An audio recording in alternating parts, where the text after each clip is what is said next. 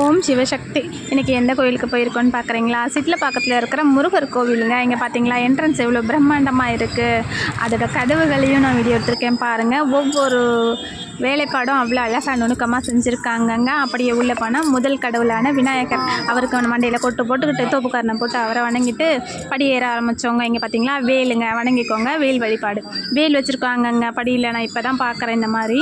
அப்படியே பார்த்துட்டு மேலே போனால் மீனாட்சி சுந்தரேஸ்வரருக்கு தனி சன்னதி இருக்குங்க. இங்கே அங்கேயும் போயிட்டு தாயாரையும் சிவனையும் தரிசனம் பண்ணிவிட்டு அதுக்கப்புறமா நாங்கள் முருகரை தரிசனம் பண்ணுறதுக்காக மேலே வந்தோம். இங்கே பார்த்தீங்களா வந்ததும் இங்கே வந்து விநாயகர், கொடிமரம், யானைங்க. எல்லா முருகர் கோயில்லையும் முருகருக்கு முன்னே வந்து மயில் இருக்கும் இல்லைங்களா, இங்கே யானை வச்சுருக்காங்கங்க.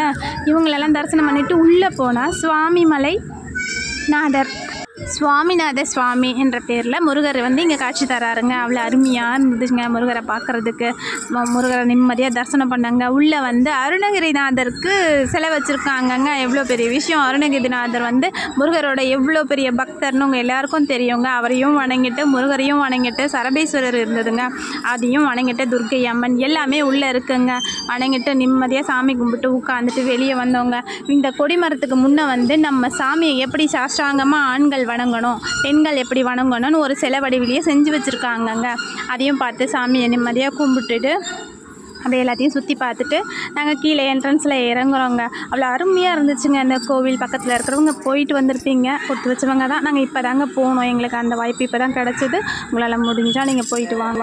அருமையான கோயிலுங்க. இன்றைக்கி எங்களுக்கு வாய்ப்பு கிடைச்சிது, முருகர் தரிசனமும் கிடச்சிது. அவரோட உத்தரவு இன்றைக்கி எங்களுக்கு இருக்கவோ அவரை போய் தரிசனம் பண்ணிட்டு வந்துட்டோங்க. உங்கள் எல்லாருக்கும் அவரோட அருள் கிடைக்கணும்னு வேண்டிக்கிறோங்க. நல்லதே நினைப்போம், நல்லதே நடக்கும்.